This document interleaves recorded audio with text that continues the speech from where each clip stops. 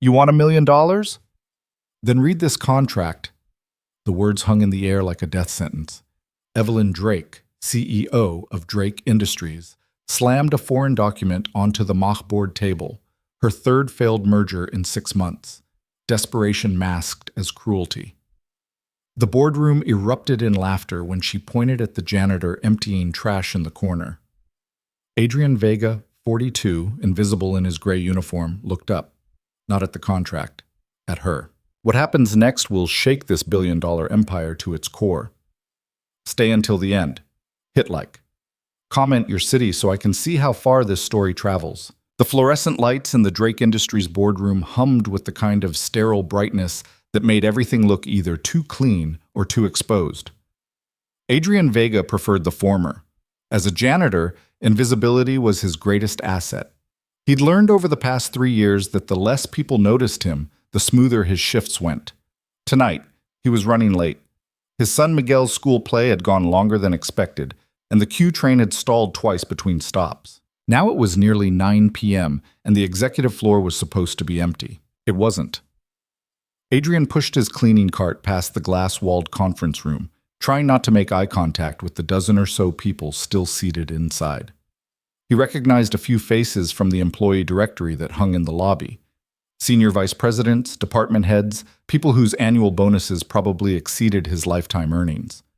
At the head of the table sat Evelyn Drake herself, 47, founder and CEO, wearing a charcoal suit that probably cost more than Adrian's monthly rent. He'd seen her before, of course. Everyone had.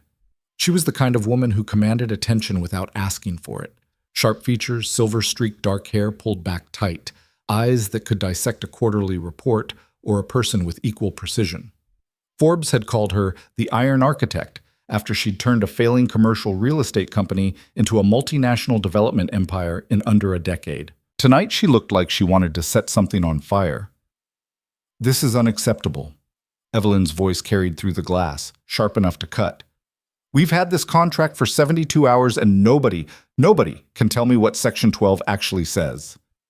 Adrian slowed his cart, not because he was eavesdropping, but because the trash can nearest the door was his next stop. Professional protocol. He'd been trained to be a ghost. The translation service said they'd need another week. Someone offered weakly. Adrian couldn't see who. A man in his 50s, thinning hair, expensive watch. The dialect is apparently... A week? Evelyn stood up so fast her chair rolled backward. "We have investors flying in from Singapore in 4 days expecting signatures. This deal represents 38% of our projected growth for the next fiscal year. I need to know what I'm signing, Marcus, not next week. Now." Adrian pulled the trash liner from the can near the door, moving efficiently.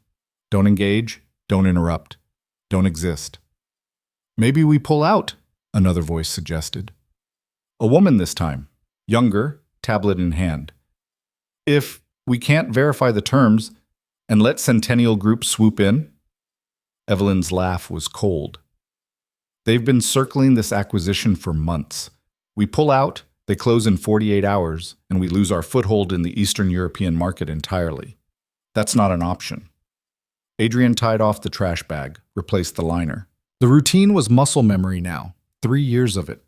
Before that, there'd been other jobs. Before that, there'd been a different life entirely.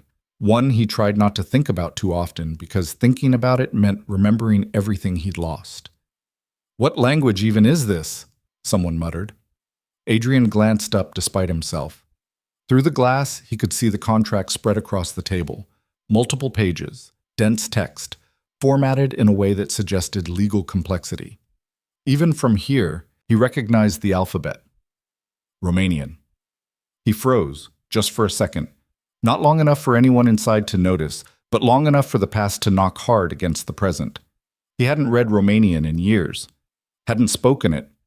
Hadn't even thought about it except in the quiet moments before sleep when his brain betrayed him with memories of lecture halls and academic journals, and a version of himself who'd believed expertise meant security. "It's Romanian," Evelyn said, answering the question. She was pacing now, predatory. "The development group is based in Bucharest.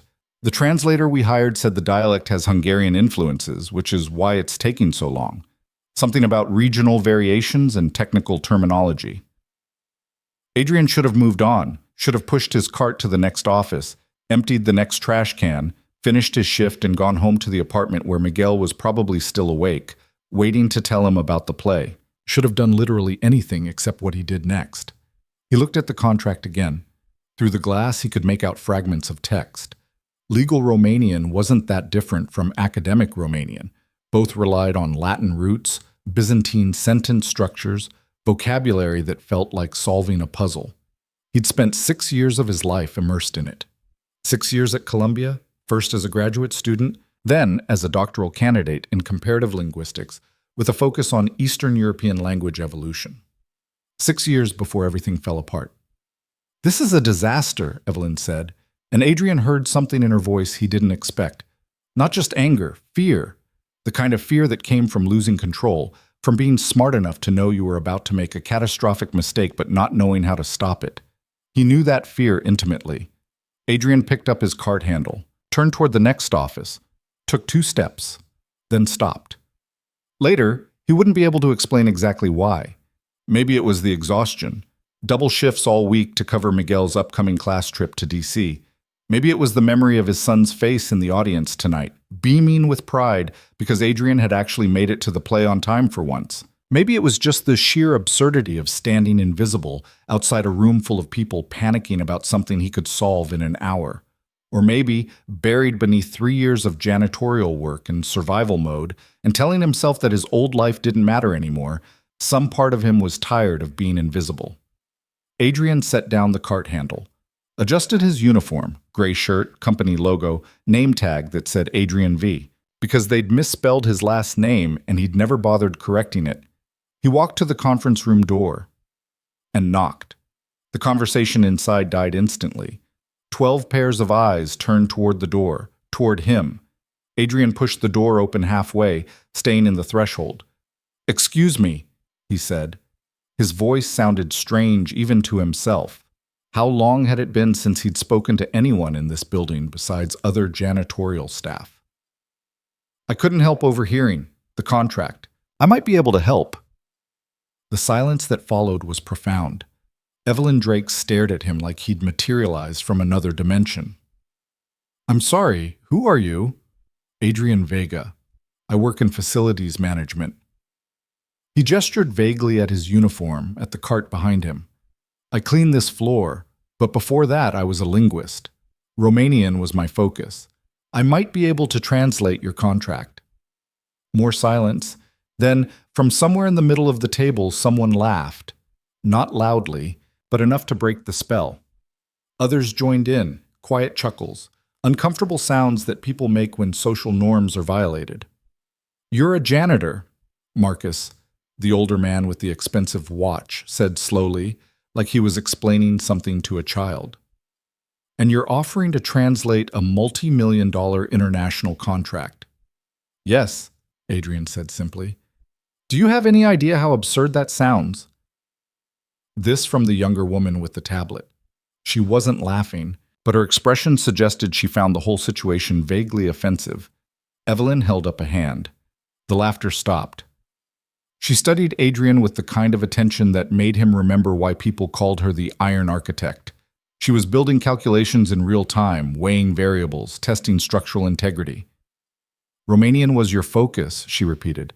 "Meaning what, exactly? You took a class in college?" "Meaning I have a master's degree in comparative linguistics from Columbia University," Adrian said. "I was 3 months away from defending my dissertation on Hungarian-Romanian linguistic interference patterns when I left the program." That killed the residual smirks pretty effectively. "Why did you leave?" Evelyn asked. "My wife died," Adrian said. The words still felt like swallowing glass, even after 5 years. "She was 8 months pregnant, complications. I had a 6-month-old son at home and no family support. Academia doesn't pay bills fast enough when you're a single father." He watched Evelyn's face carefully, looking for pity. He hated pity. But what he saw instead was something sharper. Recognition, maybe. Understanding that life sometimes made you choose between expertise and survival always won. "So you became a janitor," she said. So I became employed, Adrian corrected. Steady hours, benefits, enough to keep Miguel fed and in daycare while I figured things out. He paused. That was 5 years ago. I'm still figuring it out. Miguel, Evelyn repeated. My son, he's 9. Someone at the table cleared their throat uncomfortably. The woman with the tablet was typing something on her phone, probably verifying his story, Adrian realized. Good. Let them check. Columbia would confirm his enrollment, his publications, his near completion of the PhD program. All of it was true, even if it felt like it had happened to someone else. Evelyn picked up the contract, walked around the table until she was standing directly in front of Adrian. Up close, he could see the fatigue in her eyes, not just from tonight, but something deeper, the kind of tired that came from carrying too much weight for too long. This deal, she said quietly, represents 18 months of negotiation, $240 million, 800 jobs if we close it successfully, including construction, property management, and ongoing operations. If we sign something we don't understand, we could lose everything. If we delay, our competitors move in and we lose anyway. I understand the stakes, Adrian said. Do you? Evelyn's eyes narrowed. Because from where I'm standing, you're asking me to trust a janitor, no offense, none taken. To do the job that a professional translation service with 40 years of experience can't complete in time, that's not just absurd, it's reckless. Adrian met her gaze steadily. You're right, it is reckless, but you're also desperate, which means you're out of good options. So here's what I propose. Give me 2 hours with that contract. If I can't deliver a comprehensive translation by midnight, you've lost nothing except my cleaning services for the evening. But if I can... He paused. Then maybe you reconsider what you think you know about who's capable of what. The challenge hung in the air between them. Adrian could feel the rest of the room watching, waiting to see how their CEO would respond to what was essentially a janitor calling her out. Evelyn smiled. It wasn't a warm smile. 2 hours, she said. But let's make it interesting. She turned to address the room. Marcus, what's your current annual salary? Marcus blinked. I'm sorry, what? Your salary. Humor me. 1,200,000, Marcus said stiffly, plus performance bonuses. Perfect. Evelyn turned back to Adrian. You translate this contract accurately in 2 hours, verified accurate, not just plausible, and I'll pay you Marcus's annual salary, $1.2 million. The room exploded. Evelyn, you can't be serious. That's completely inappropriate. This is a corporate governance nightmare. Evelyn ignored them all, her eyes fixed on Adrian. Well, you game? Adrian's heart was hammering so hard he could feel it in his teeth. $1.2 million. That was Miguel's college tuition. That was stability. That was every double shift he'd worked, every back spasm, every missed school event, every moment of wondering if he'd made the right choices. All of it answered. It was also a trap. No one offered that kind of money without expecting failure. This wasn't generosity. It was Evelyn Drake calling what she thought was a bluff, turning a moment of corporate crisis into a performance, proving to her team that she was still in control even when everything was falling apart. She expected him to walk away, or to try and fail, which would be even better. A cautionary tale about staying in your lane. Adrian thought about Miguel, asleep in their apartment, he hoped, hugging the worn, stuffed elephant he'd had since infancy. Thought about the kid's face when Adrian had told him they couldn't afford the school trip. The careful way Miguel had said, "It's okay, Dad," even though his eyes said it wasn't. Thought about the years of expertise he'd buried because survival required simpler skills. Thought about every executive who'd walked past him in this building without seeing him because his uniform made him invisible. I'm game, Adrian said, but I need a desk, good lighting, and coffee. Lots of coffee. Evelyn's smile sharpened into something almost predatory. Marcus, clear your office. Adrian needs a workspace. She handed him the contract, 47 pages, he noted, dense text, complex formatting. You have until midnight. I'll be checking in. As Marcus sputtered protests and the room devolved into chaos, Adrian took the contract with hands that wanted to shake but didn't. He glanced at the wall clock, 9:17 p.m. 2 hours and 43 minutes to prove he was more than what they saw, or to confirm that he'd been invisible for a reason. Marcus's office was obscene. Adrian stood in the doorway, cart abandoned in the hallway, and tried to process the sheer excess of it. Floor-to-ceiling windows overlooking the Manhattan skyline. A desk that looked like it cost more than Adrian's annual salary. Leather chairs. Abstract art on the walls. Original pieces, he guessed, not prints. A bar cart with bottles that probably started at $300 each. This was what $1 million+ salary bought you. Space to breathe. Space to think. Space to matter. "Coffee's in the executive kitchen," Marcus said coldly, shoving past Adrian with his briefcase and tablet. "Don't touch anything you don't need to." Then he was gone, and Adrian was alone with 47 pages of Romanian legal text and the weight of his own stupidity. What the hell had he just done? He sat down at Marcus's desk, the chair was obscenely comfortable, and spread the contract out. The header confirmed what he'd glimpsed earlier. A development agreement between Drake Industries and Group Dezvoltare Bucharest, a Romanian construction conglomerate. The deal involved a massive mixed-use development project in Bucharest's business district, with Drake Industries providing capital and management expertise in exchange for equity stakes and long-term operational control. Standard international expansion, nothing obviously sinister. Adrian pulled out his phone, opened the Notes app, and got to work. The first few pages were straightforward: preamble, definitions, parties to the agreement.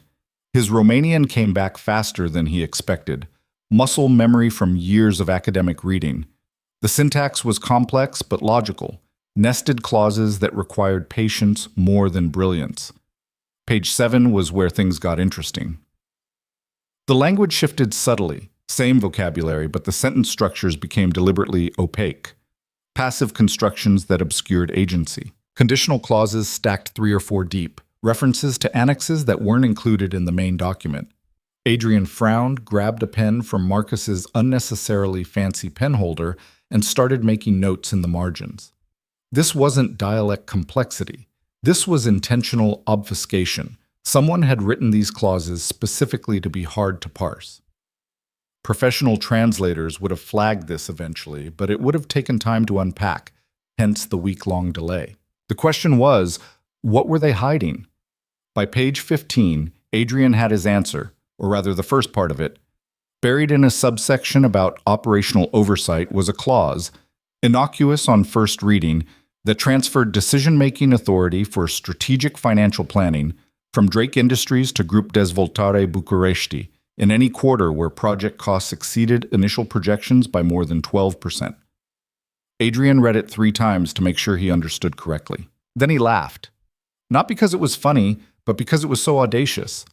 The clause essentially said, if this project goes over budget, and every major construction project went over budget, the Romanian company got to control how money was spent. Not jointly, not subject to board approval, unilaterally. That wasn't a partnership. It was a hostile takeover with extra steps. He kept reading. Page 23.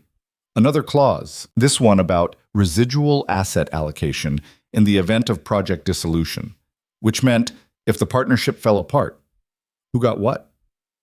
According to this contract, Drake Industries got their initial capital investment back, minus reasonable administrative fees that could apparently be defined by Group Dezvoltare Bucharesti at their discretion, while the Romanian company retained all physical assets, intellectual property, and rights to future development on the land.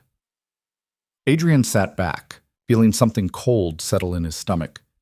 This wasn't just a bad deal. It was a trap designed to look like an opportunity until it was too late. Drake Industries would pour $250 million into a project they'd lose control of the moment costs overran. Then, when the inevitable dissolution happened, they'd get back pennies on the dollar while the Romanian company kept everything of value. Evelyn Drake was about to sign away her company's future, and she had no idea. Adrian checked the time, 10:33 p.m. He'd promised a translation by midnight. What he had instead was a ticking bomb. The knock on the door made him jump. "Come in," he called, expecting maybe someone bringing coffee. Evelyn Drake walked in, alone. She'd taken off her suit jacket. Her white blouse had sleeves rolled to the elbows. She looked like she'd aged 5 years in the past hour. "How's it going?" she asked, not sitting down. "It's, going," Adrian said carefully. "You have good instincts. Section 12 is definitely problematic." "How problematic?" "Give me until midnight. I want to be sure before—" "Cut the diplomacy," Evelyn interrupted. "I didn't offer you $1 million because I wanted a word-for-word translation I could get from Google. I offered it because I'm desperate and you're the only person who walked into that room tonight and told me the truth." She leaned against the desk. "So tell me the truth now. What am I looking at?" Adrian hesitated. He'd spent 3 years being invisible, avoiding conflict, keeping his head down. But something about the rawness in Evelyn's voice, the admission of desperation, it reminded him that arrogance and vulnerability could coexist. The people at the top were just as scared of falling as people at the bottom were of never rising. "You're looking at a sophisticated con," he said quietly. "Whoever wrote this contract designed it to transfer control and assets from your company to theirs while making it look like a standard partnership agreement. The translation delays weren't an accident. They were counting on you being pressured enough to sign without full comprehension." Evelyn went very still. "Explain." So he did. Walked her through the key clauses, showed her his notes, translated the sections word by word so she could see how the meaning shifted when you understood the language. With each revelation, he watched her expression harden, fury and embarrassment warring for dominance. $240 million, she said finally. 18 months of work, and it's all poisoned. "Yes." "You're sure? Absolutely certain?" "Yes," Adrian said again. "I can write up a formal analysis, have it reviewed by legal law. No time." Evelyn pushed off the desk, started pacing. "The investors arrive Saturday. If I tell them we're pulling out based on a janitor's translation." She stopped, looked at Adrian. "No offense. Still none taken. They'll think I've lost my mind. I need verification. Someone with credentials they'll respect." Adrian thought for a moment. "Columbia has an Eastern European Studies department. Professor Kovac, he was my dissertation advisor. Hungarian-Romanian specialist. If you can get him here tonight, he can verify everything I found." "Tonight? It's almost 11. "He keeps late hours." "Always has." Adrian scribbled a number on a sticky note. "Tell him Adrian Vega sent you. Tell him it's about linguistic interference patterns in legal Romanian. He'll come." Evelyn took the sticky note, studied it like it might be a trap. Then she pulled out her phone and made the call. Adrian listened to her explain the situation, professional, concise, not mentioning the money or the drama, just the technical problem. When she hung up, she looked marginally less like she wanted to destroy something. "He'll be here in 40 minutes, she said. He sounded amused. "That's Kovac. He thinks corporate desperation is hilarious. Is he going to confirm what you found? If I'm right, yes. If I'm wrong..." Adrian shrugged. "Then I wasted everyone's time and you're out a night's cleaning services." Evelyn laughed, sharp, startled. "You're either very confident or very stupid. Why not both?" This time her laugh was genuine, if brief. She sat down in one of Marcus's guest chairs, suddenly looking exhausted. "Can I ask you something?" "Sure." "Why did you knock on that door? You could have walked away. Should have, probably. This isn't your problem." Adrian considered the question. "My son did a play tonight. School production, nothing fancy. He played a tree, had maybe 3 lines." He smiled, remembering. "But he was so proud when he saw me in the audience. Like me being there made him matter more." The smile faded. "I spent 3 years being invisible in this building. Tonight I was tired of it. Maybe that's stupid too." "It's not stupid," Evelyn said quietly. "It's just rare. Most people don't risk what little they have for a chance at more. Most people don't get offered $1 million to read something." "True." She stood, moved toward the door. "Finish the translation. I want everything documented before Kovac gets here." "Evelyn?" She paused, turned back. "When this is over," Adrian said, "win or lose, thank you for seeing me. Even if it was just desperation, it's more than most people do." Something shifted in her expression, not quite a smile, but close. When this is over, Adrian, we're going to have a longer conversation about what you're doing, cleaning floors when you should be doing. Not that. Then she was gone, and Adrian was alone with the contract again. He worked faster now, documenting everything, building a case that would hold up under academic scrutiny. By the time Professor Kovac arrived, a small man in his 70s with wild white hair and a bow tie, Adrian had 32 pages of analysis ready. The verification took 20 minutes. Kovac read in silence, occasionally making notes, his expression growing darker with each page. When he finally looked up, he removed his glasses and rubbed his eyes. "Adrian," he said in accented English, "where did you get this contract?" "It's real, Professor. Drake Industries was going to sign it Saturday. Then Drake Industries would have been bankrupted within 18 months. Kovac stood, addressed Evelyn directly. "Your employee is correct. This document is a masterwork of predatory legal drafting. Signing it would be corporate suicide." The relief on Evelyn's face was profound. "You'll put that in writing? I'll write you a full report tonight. No charge. This is too fascinating to bill for." He turned to Adrian. "You've kept sharp. The analysis is graduate-level work." "Thank you, Professor." "Don't thank me. Come back and finish your dissertation.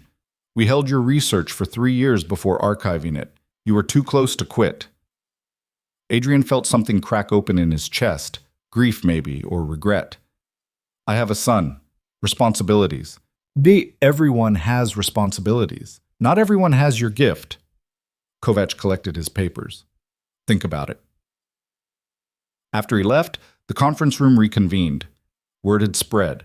More people had arrived, including legal counsel, the CFO, and several board members who'd been called in from home. Adrian watched from the back of the room as Evelyn presented his findings, Kovac's verification, the decision to pull out of the deal immediately.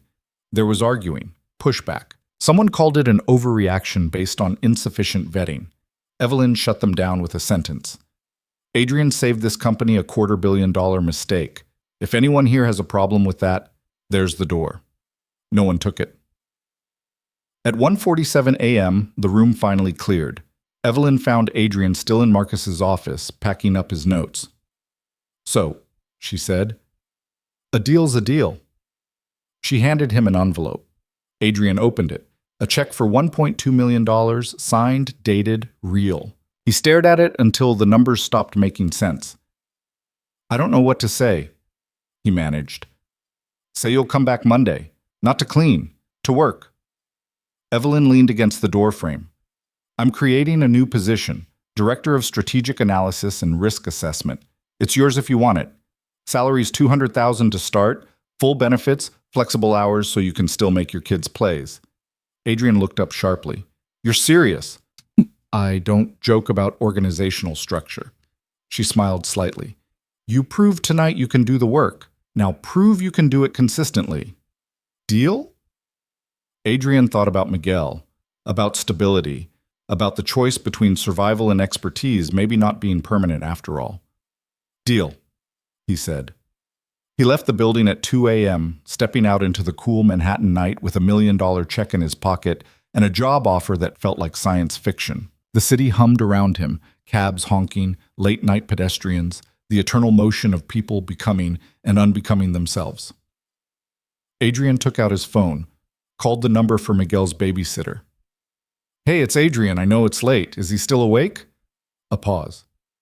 "He just dozed off. Want me to wake him?" "No, let him sleep. Just tell him in the morning his dad says the tree was perfect, and we're going to D.C. When he hung up, Adrian realized he was crying. Not sad tears, something else. Something that felt like possibility remembering how to exist. He walked home through the sleeping city, a janitor who'd stopped being invisible, carrying the weight of a future he hadn't let himself imagine in 5 years. The real work would start Monday. Tonight, he'd just proven he still knew how to matter. The check sat on Adrian's kitchen table for 3 days before he could bring himself to deposit it.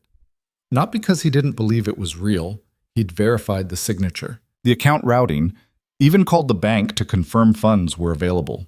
He didn't deposit it because every time he looked at it, he felt like he was holding evidence of someone else's life. Miguel noticed, of course, kids always did. Is that $1 million? He asked Thursday morning, cereal milk dripping from his spoon as he leaned over the table. Mrs. Chen said you won $1 million from your work. Adrian closed his laptop, job listings he'd been browsing out of paranoia, backup plans in case Monday turned out to be a fever dream. Mrs. Chen talks too much. She said you're a hero. Are you a hero, Dad? I'm a guy who got lucky reading something. Adrian stood, ruffled Miguel's hair. Finish your breakfast. You've got school. But we're going to D.C. now, right? You said we're going to D.C. The hope in his son's voice was almost painful. Yeah, buddy, we're going. I already talked to your teacher. Trip's in 2 weeks. Miguel's whoop of joy could probably be heard in New Jersey. Adrian smiled despite the anxiety eating at his stomach. The check was real. The job offer was real. Monday was in 4 days, and he had no idea what the hell he was walking into. Friday, he cashed the check. Paid off 3 years of accumulated debt in a single afternoon. Credit cards, medical bills from Miguel's broken arm last year, back rent he'd been negotiating in installments. What was left went into 2 accounts, one for Miguel's college fund, one for living expenses that would actually let them live instead of just survive. The number in the college account made Adrian's hands shake. His son could go anywhere now, study anything. The weight of that possibility felt heavier than the debt had. Saturday, he took Miguel to the Natural History Museum, something they'd talked about doing for months but never could afford. They spent 4 hours looking at dinosaur bones and meteorites, and Adrian tried not to think about Monday. He failed spectacularly. Sunday night, after Miguel went to bed, Adrian stood in front of his closet and confronted a problem he should have anticipated. He didn't own anything appropriate for a director-level position at a multi-billion-dollar company. His interview suits were 5 years old, bought for academic conferences he'd never attended. They fit badly now, too loose in some places, too tight in others, the fabric worn at the elbows. He ended up wearing the newer of the two, a charcoal gray that looked almost acceptable in dim lighting, and spent 20 minutes on YouTube relearning how to tie a Windsor knot. At 7 a.m. Monday, Adrian walked into Drake Industries through the front entrance for the first time in 3 years. Not the service entrance, not the loading dock. The main lobby with its marble floors and abstract sculptures and security desk where he'd never been required to check in before. The guard on duty, Jerome, who'd worked overnight shifts and knew Adrian by sight, did a double take. Adrian, man, what are you doing here? Shift doesn't start till 9. Not cleaning today, Jerome. I'm going upstairs. Upstairs? Like executive upstairs? Apparently. Jerome whistled low. Heard some crazy story about you Friday. Thought it was bullshit. Might still be, Adrian said, and headed for the elevators before the conversation could continue. The executive floor looked different in daylight. Less sterile, more alive. People moving with purpose, coffee brewing, phones ringing. Adrian stepped out of the elevator and immediately wanted to get back in. Every face that turned his direction held variations of the same expression, curiosity mixed with something that looked like resentment. Adrian Vega? He turned. A woman in her 30s, sharp blazer, tablet clutched like a weapon, stood beside the reception desk. I'm Patricia Reeves, Ms. Drake's executive assistant. She's expecting you. Follow me. Patricia moved fast, heels clicking on hardwood, not looking back to see if Adrian was keeping up. He was, barely. She led him past the conference room where everything had started, past Marcus's obscene office, to a corner suite with Evelyn Drake's name on a placard beside the door. Wait here, Patricia said, then knocked once and entered without waiting for a response. Adrian stood in the hallway, feeling like an imposter. Like someone would tap his shoulder any second and ask what a janitor was doing on the executive floor wearing a bad suit. The door opened. Patricia emerged, holding it open. She'll see you now. Evelyn's office was somehow more excessive than Marcus's. Bigger windows, better art, furniture that looked like it belonged in a design magazine. Evelyn herself sat behind a glass desk, reading something on her laptop. She didn't look up immediately. Close the door, she said. Adrian did. Sit. He sat in one of the guest chairs, hands folded in his lap like a student called to the principal's office. Evelyn finally looked up, eyes sharp. You're late. I was told 8 o'clock. It's 8:02. When I say 8, I mean 7:55 at the latest. She closed her laptop. First lesson. In this industry, being on time means being early. Being early means you're prepared. Being prepared means you don't waste anyone's time, especially not mine. Adrian felt heat climb his neck. Understood. Good. Evelyn stood, walked to her windows. Manhattan sprawled beneath them, morning light cutting between buildings. Second lesson, everyone on this floor knows who you are and what happened last week. Half of them think I made a brilliant, unorthodox hire. The other half think I've lost my mind and you're going to embarrass me. Your job for the next 90 days is proving the first group right and the second group wrong. 90 days? Probationary period, standard for director-level positions.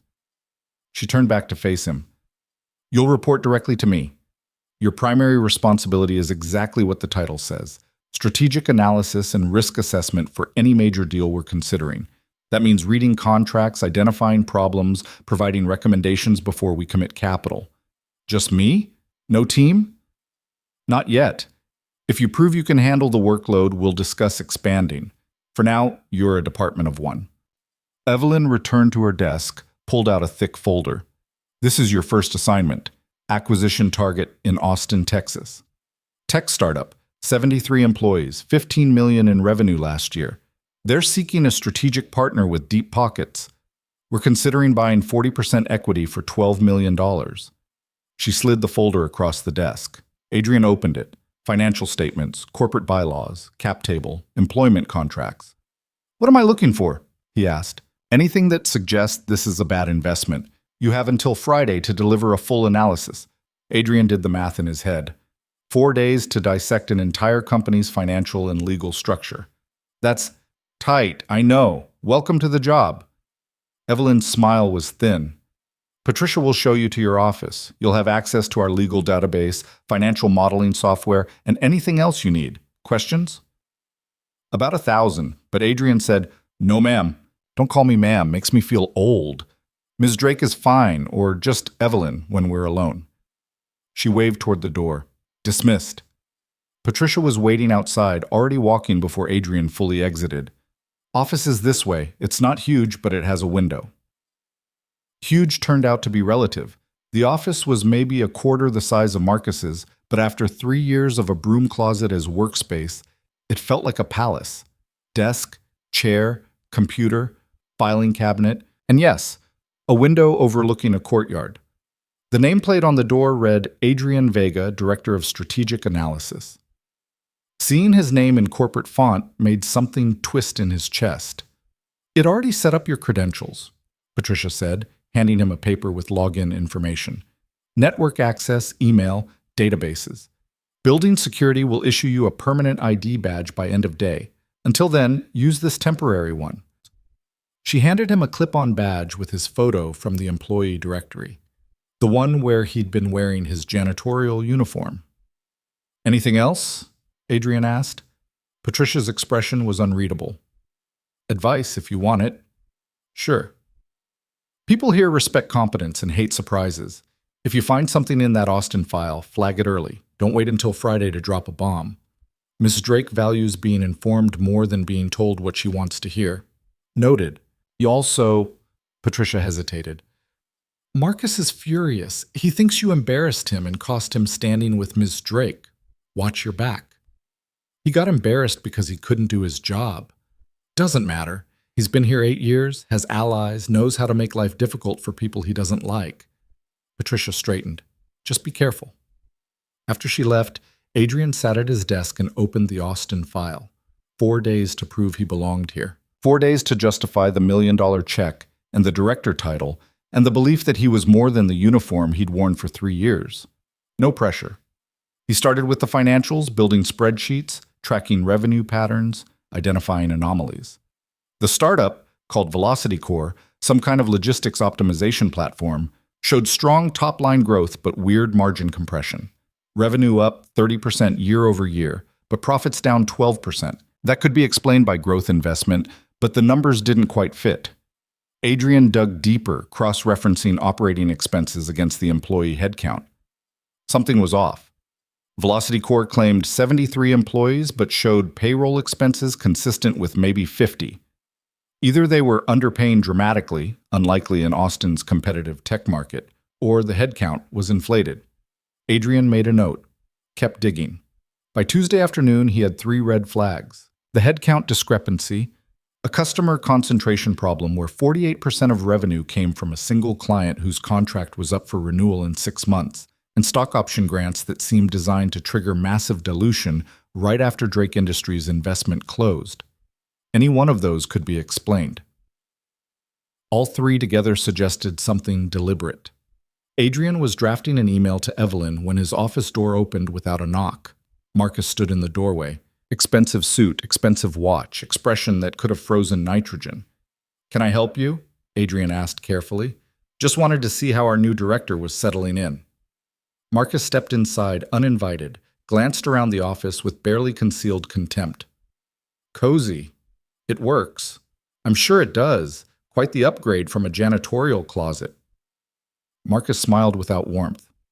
"Must feel like winning the lottery." Adrian set down his pen. "If you have something to say, say it." Just curious how long you think this lasts." Marcus leaned against the door frame, casual menace. "You got lucky once. Read something the rest of us didn't have time to translate. That doesn't make you qualified to evaluate strategic investments. Ms. Drake seems to think otherwise. Ms. Drake is brilliant, but occasionally impulsive. She sees potential where others see liability." The smile sharpened. "I give you 6 months before you're either fired for incompetence or quit because you're in over your head. Either way, you'll be back where you belong." Adrian felt anger spike hot and immediate, forced it down. "Is there anything else? I have work to do." "Just one thing." Marcus straightened, adjusted his cufflinks, a deliberate, dismissive gesture. "Velocity Core? The Austin deal you're reviewing? I sourced that opportunity.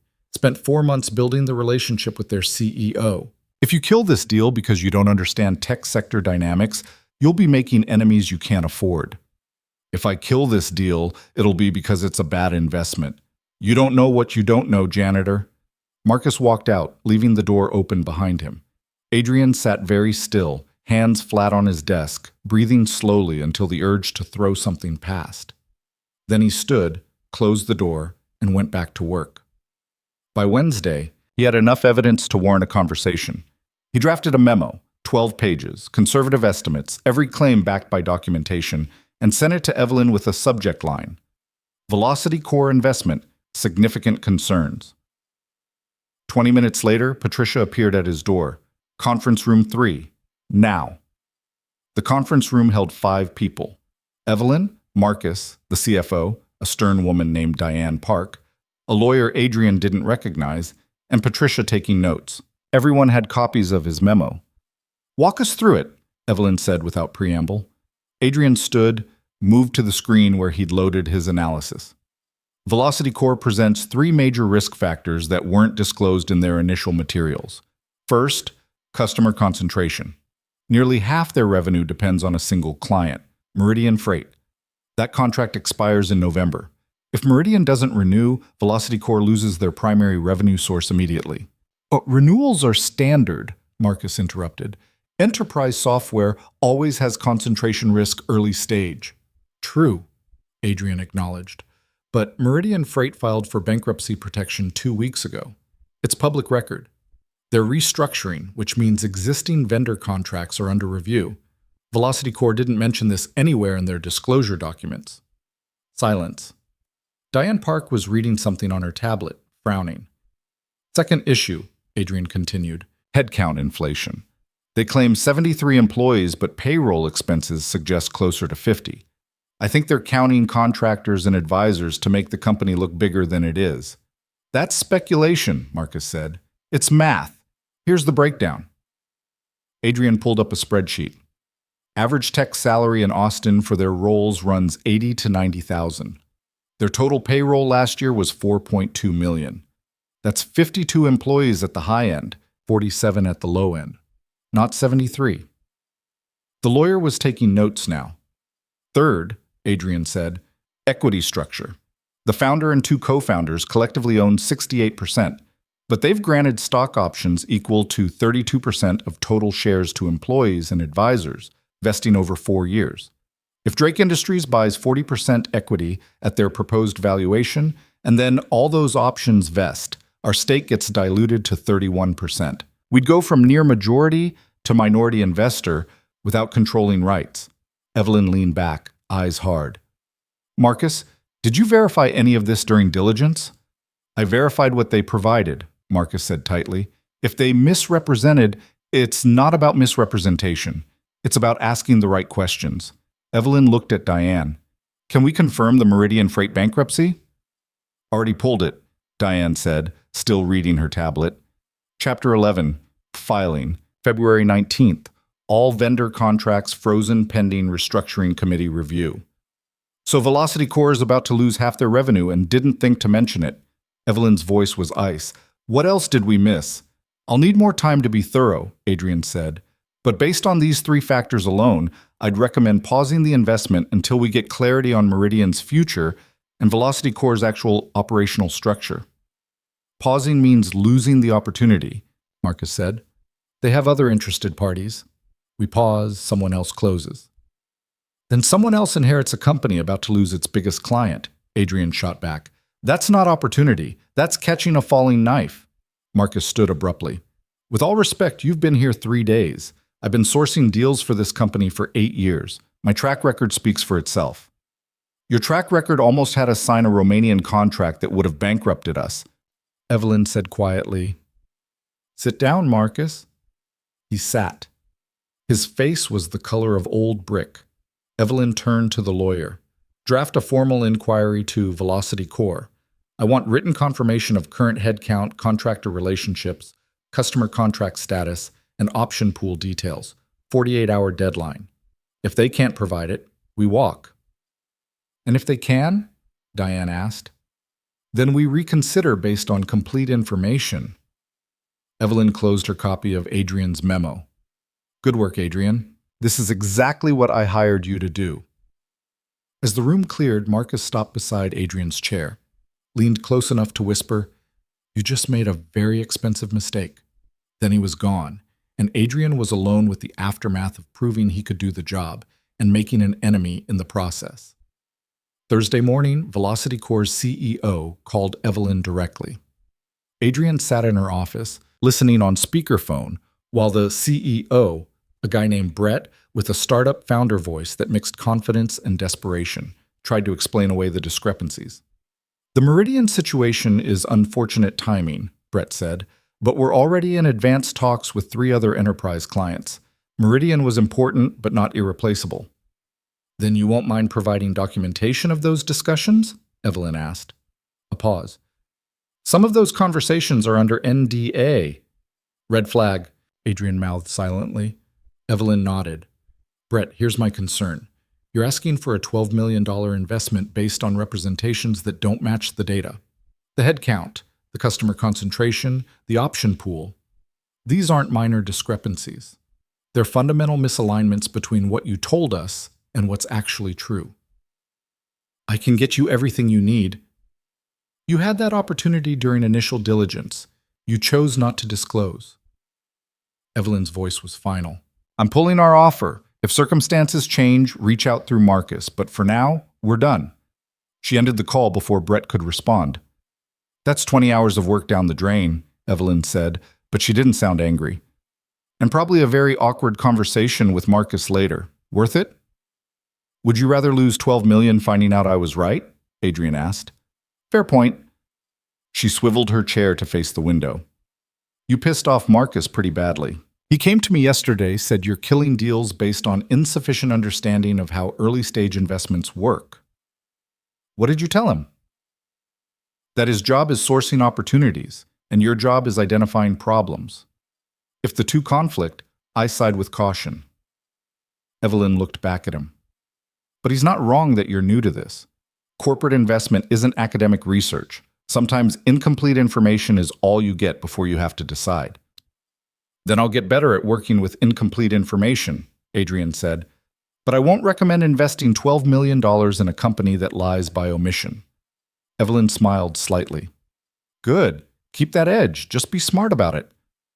She handed him another folder, thinner this time. New assignment. Manufacturing company in Ohio. Family-owned, third generation. They want to sell. Asking price is $9 million. I need your analysis by Monday. Adrian took the folder. Manufacturing's outside my expertise. Then build the expertise. That's what directors do. Evelyn turned back to her computer, conversation over. Close the door on your way out. Friday afternoon, Adrian's temporary badge was replaced with a permanent one. Hard plastic, magnetic strip, his photo in better lighting. The title underneath read, Adrian Vega, Strategic Analysis. He stared at it for a long moment, then clipped it to his belt and went back to reading about Ohio manufacturing processes. Saturday, he took Miguel to the park. They threw a football, badly. Neither of them had much athletic skill, and ate hot dogs from a cart. And Miguel talked non-stop about the D.C. trip, about everything he wanted to see. Mrs. Chen says you're important now, Miguel said between bites. Are you? Adrian thought about the question, about the office with his name on it, the deals he was evaluating, the enemies he'd made, the expertise he'd buried and was slowly excavating, about whether importance was measured by titles or impact, or just the ability to keep food on the table. I'm trying to be useful, he said finally. That's about the best anyone can do. Dad? Yeah, buddy? I'm proud of you. Something in Adrian's chest cracked open, not painful, but close. He pulled Miguel into a hug, held on probably too long, and thought about how everything he'd done for the past 5 years had been about making sure his son never had to feel invisible. Maybe now Miguel wouldn't have to. Sunday night, as Adrian worked through the Ohio manufacturing file, his phone buzzed. Text from an unknown number. This is Professor Kovach. Evelyn Drake gave me your contact. Are you free for lunch this week? There's something I'd like to discuss. Adrian stared at the message, remembering the professor's words from that first night. Come back and finish your dissertation. He typed a response. Wednesday work, 12:30? The reply came immediately. Perfect. I'll send you the address. Adrian set down his phone and returned to the Ohio file, but his concentration was shot. The past kept pulling at him, reminding him of who he'd been before survival had required simpler answers. Maybe the future didn't require choosing between expertise and stability. Maybe, for the first time in 5 years, he could reach for both. Monday morning, he'd find out if he was right. The Ohio manufacturing file turned out to be a masterclass in things falling apart slowly.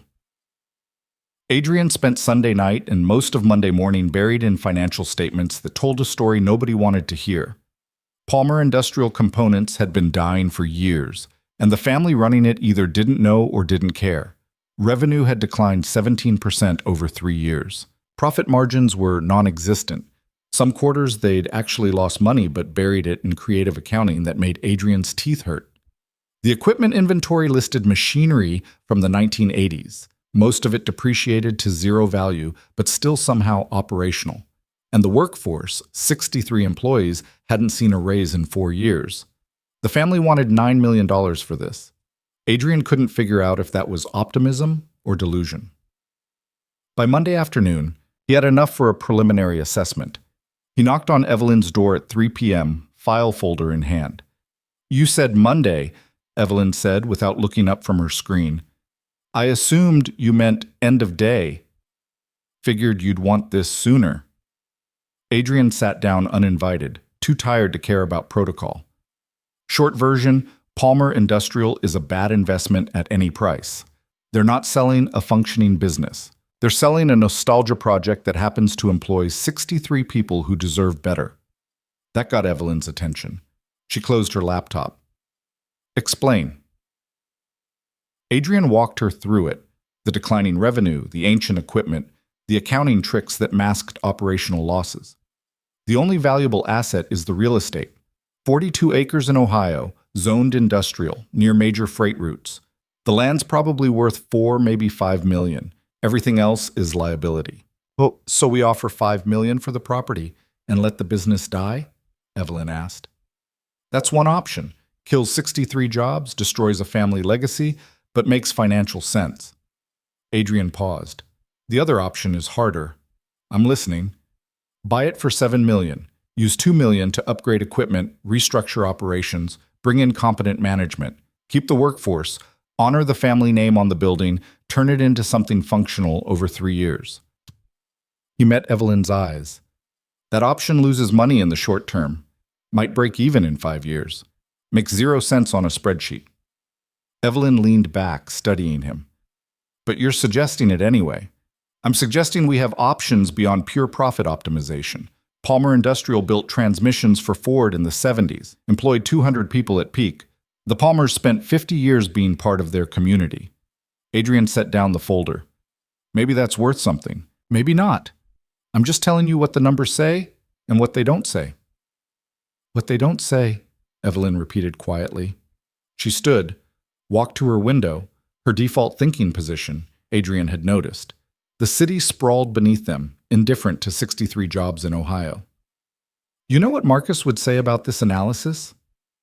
That I'm being sentimental instead of strategic. He'd be right. Sentimentality is how companies fail. Evelyn turned back.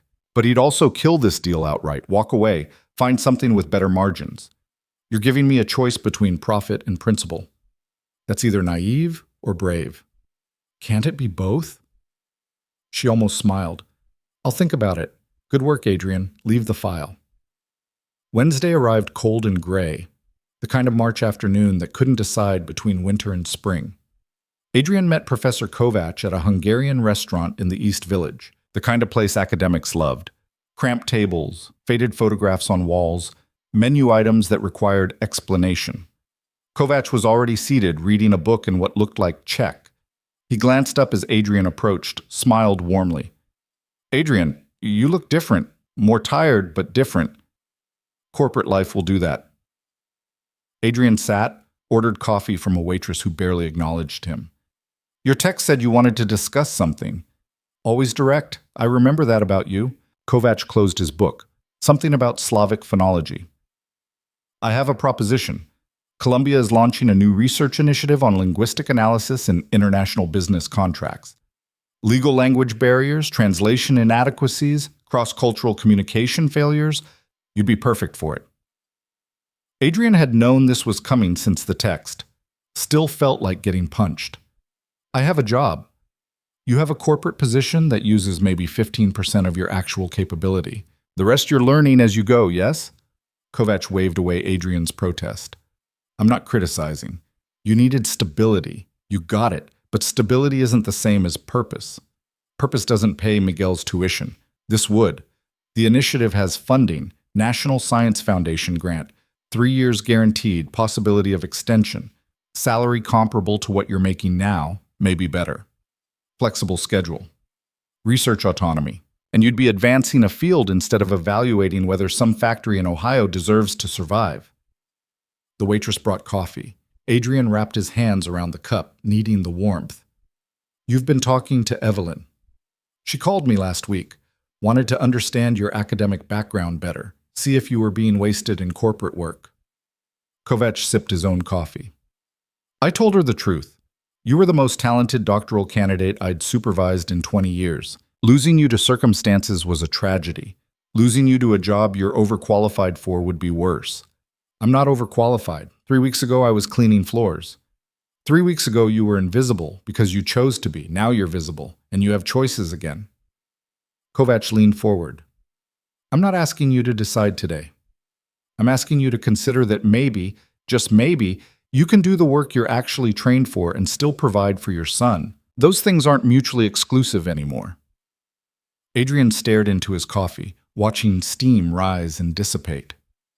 5 years he'd spent convincing himself that expertise was a luxury he couldn't afford, that being useful meant being practical, that dreams were for people without kids to feed. I'll think about it, Kim, he said finally. That's all I ask. Kovac pulled out a folder. Apparently everyone communicated via folders in Adrian's life now. Research prospectus, timeline, funding details. Read it when you're ready. They ate lunch, goulash for Kovac, chicken paprikash for Adrian, and talked about everything except the job offer, department gossip, changes in the program, students Kovac was currently advising. It felt like stepping into a room Adrian had locked 5 years ago, finding it exactly as he'd left it. Walking back to Drake Industries afterward, folder tucked under his arm, Adrian felt something he hadn't felt in years, uncertainty about what he actually wanted. The corporate job was real, stable, important even. He was preventing bad investments, saving people from mistakes. But Kovacs was right that he was learning as he went, making up expertise through research and educated guessing. The academic job was also real, would let him do work he'd trained for, contribute to a field he cared about.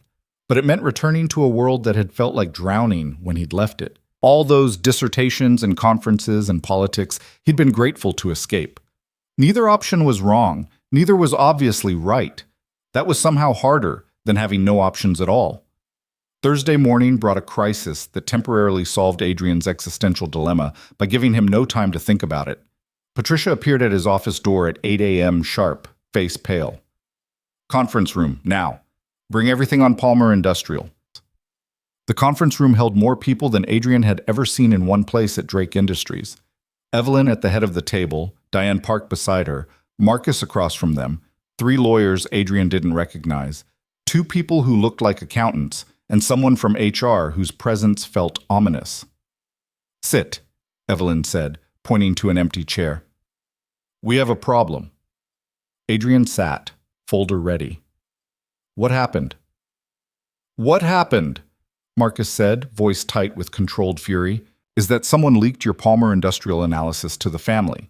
They're threatening legal action for defamation and tortious interference. Their lawyer sent a cease and desist letter an hour ago." Adrian's stomach dropped. "I didn't leak anything. The analysis went to you." He looked at Evelyn. "And nobody else." "We know," Evelyn said. "Patricia tracks all document distribution. You sent it to me directly, encrypted. I forwarded it to 3 people, Diane, Marcus, and our general counsel. One of those forwards ended up with Palmer's attorney." "It wasn't me," Diane said immediately. The general counsel, a severe woman named Jennifer Chen, shook her head. "Not from my office. We have protocols." Everyone looked at Marcus. His face went from pale to crimson. "You think I leaked confidential analysis? To what possible end?" "To embarrass Adrian," Evelyn said quietly. "To make me look bad for hiring him. To prove that bringing in someone without corporate experience was a mistake. That's absurd, is it?" Evelyn pulled out a printed email, slid it across the table. "This is from Palmer's attorney, received at 7:14 this morning. It quotes specific passages from Adrian's analysis, word for word, including formatting errors that only appeared in the version you received, Marcus, because you have your email client set to convert footnotes to endnotes." The silence was spectacular. Marcus stared at the email like it might bite him. "I didn't send this to Palmer. Maybe my account was compromised." "It already checked," Jennifer said. "The email originated from your desktop computer, sent at 11:47 p.m. Tuesday. You were logged in. Your access badge shows you left the building at 11:52 p.m.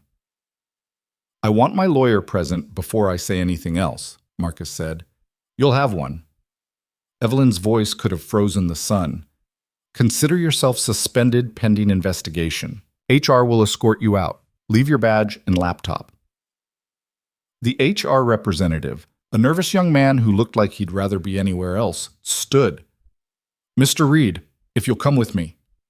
Marcus stood slowly, jaw clenched so tight Adrian could see muscles jumping. He looked at Adrian with pure hatred. "You're not going to last. Everything you touch here turns to shit. This company will chew you up and spit you out, and Evelyn will realize hiring you was the biggest mistake she ever made." "Out!" Evelyn said. After Marcus left, escorted like a criminal, the room exhaled collectively. "This is a disaster," Jennifer said. "Palmer's attorney is claiming we deliberately sabotaged their business reputation to lower the acquisition price. They want damages, public retraction, the works." "Can they win?" Evelyn asked. "Not if Adrian's analysis is factually accurate. Truth is an absolute defense to defamation." Jennifer looked at Adrian. "Is it accurate? Every word?" "Yes," Adrian said. "I can source every claim to their own financial documents. Then we fight it. I'll draft a response today." Jennifer started gathering papers. But Evelyn, we need to talk about information security. This kind of leak can't happen again. After everyone else cleared out, Adrian sat alone with Evelyn. She looked exhausted, not just from this morning, but from something deeper. I'm sorry, Adrian said. If I'd known Marcus would, don't apologize for doing your job correctly. Evelyn rubbed her temples. Marcus has been a problem for longer than you've been here. Arrogant, territorial, increasingly reckless. I should have dealt with it sooner. Why didn't you? Because he was good at what he did, sourced profitable deals, maintained relationships, made the company money. She looked up. But being good at your job doesn't excuse being a bad person. I forgot that for too long. What happens now? Now, we prepare for a legal fight with Palmer. We replace Marcus, probably promote from within, maybe bring in outside talent, and we figure out how to prevent this kind of sabotage moving forward. Evelyn stood. You're okay. This had to be stressful. I'm fine, Adrian lied. His hands were shaking. He hid them under the table. No, you're not. Go home early today. Spend time with Miguel. Come back tomorrow ready to work. She paused at the door. And Adrian, thank you for not leaking that analysis yourself. I know the temptation must have been there. After she left, Adrian sat in the empty conference room and tried to process what had just happened. Marcus, senior vice president, 8 years with the company, 6-figure salary, had torpedoed his own career to make Adrian look bad. That kind of hatred didn't come from professional disagreement. It came from something darker, from seeing someone you dismissed as beneath you suddenly threatening your position, from rage at being proven wrong by the janitor. Adrian understood that rage intimately. He'd felt it himself 5 years ago when academia had discarded him, when expertise meant nothing against the raw mechanics of survival. The difference was, he'd turned that rage inward, made himself small and invisible. Marcus had turned it outward and destroyed himself. Adrian went home at 2 p.m., picked up Miguel from school early. The kids' delighted confusion at the surprise made everything feel slightly less catastrophic, and they went to an arcade in Queens. Spent 2 hours playing games that required no strategy, just reflexes and noise. Miguel beat him at air hockey 3 times straight. You're distracted, Miguel observed, collecting tickets from a skee-ball machine. Bad day at work. What happened? Adrian considered how to explain corporate sabotage to a 9-year-old. Someone I work with tried to make me look bad. It didn't work, but it was stressful. Did you get in trouble? Nobody. He did. Miguel processed this, feeding tickets into a counting machine. Mrs. Chen says sometimes people are mean because they're scared. Is that guy scared of you? Out of the mouths of children. Yeah, probably. That's dumb. You're not scary. Thanks, kid. Adrian pulled him into a side hug. Ready to cash in those tickets for cheap plastic toys? Always. That night, after Miguel went to bed, Adrian opened the folder Kovac had given him, read through the research prospectus, the timeline, the funding details. It was real, legitimate. Everything Kovac had promised and more. He could go back, return to academia, finish the dissertation, work in a field he'd spent 6 years training for, do meaningful research that might actually matter beyond quarterly earnings. But he'd also just proven he could handle corporate work, had saved Drake Industries from 2 catastrophic deals in 3 weeks, was building something that felt important, even if it wasn't academic. The choice should have been obvious. It wasn't.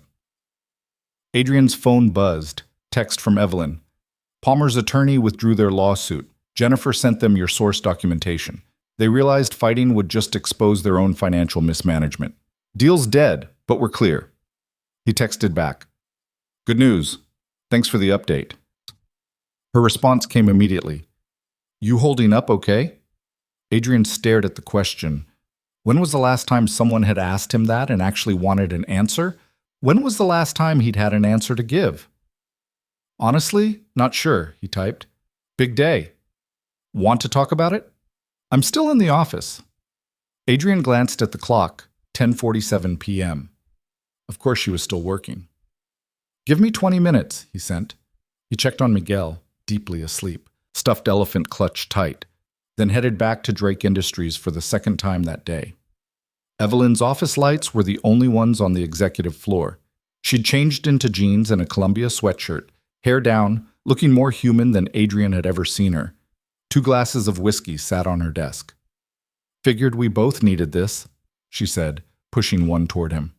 Adrian sat, took the glass, sipped. It burned in the best way. "Thank you." "For what?" "For asking if I was okay. For believing the analysis wasn't leaked by me. For—" He gestured vaguely. "Everything, I guess." Evelyn smiled faintly. "You're not what I expected when I made that stupid challenge in the boardroom. You know that?" "What did you expect?" "Honestly?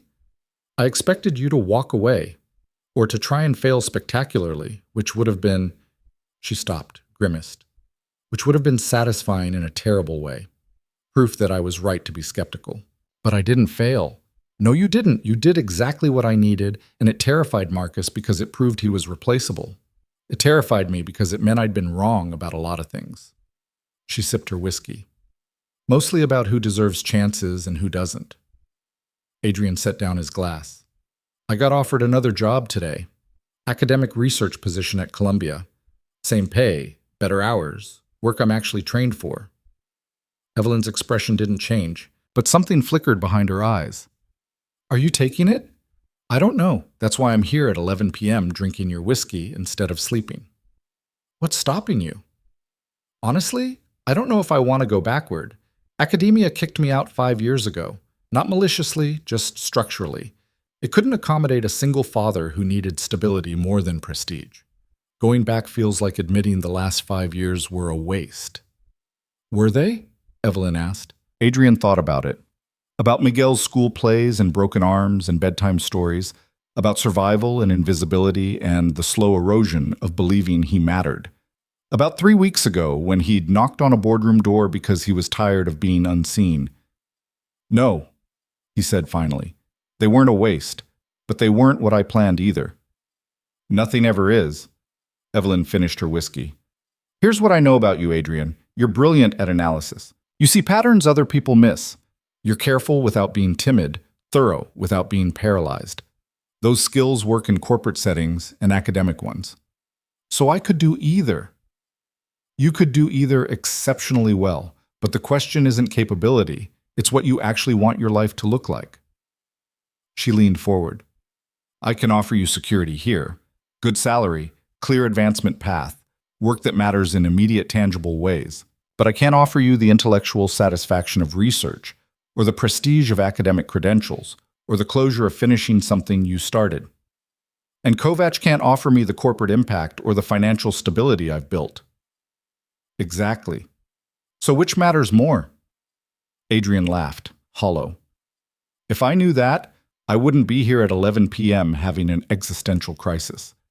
Then don't decide tonight. Give it time. See how Palmer plays out, finish a few more analyses, figure out if corporate work still feels right in 6 weeks." Evelyn stood. "But don't stay because you're afraid of disappointing me or because you think you owe me something. Stay because it's what you want. Leave for the same reason." That's remarkably un-CEO-like advice. I'm remarkably tired of losing good people to bad reasons. She walked him to the door. "Go home, Adrian. Sleep. Tomorrow we'll figure out what happens next." Adrian left the building for the second time that night, whiskey warm in his stomach, head full of possibilities that all felt equally right and equally wrong. Friday morning, he woke up to an email from Palmer Industrial's CEO, not their attorney, the actual CEO. A guy named Robert Palmer, third generation, probably mid-60s based on the company timeline. The email was short. "Mr. Vega, I read your analysis. You were right about everything. We've been lying to ourselves for years. Thank you for the honesty nobody else was willing to give us.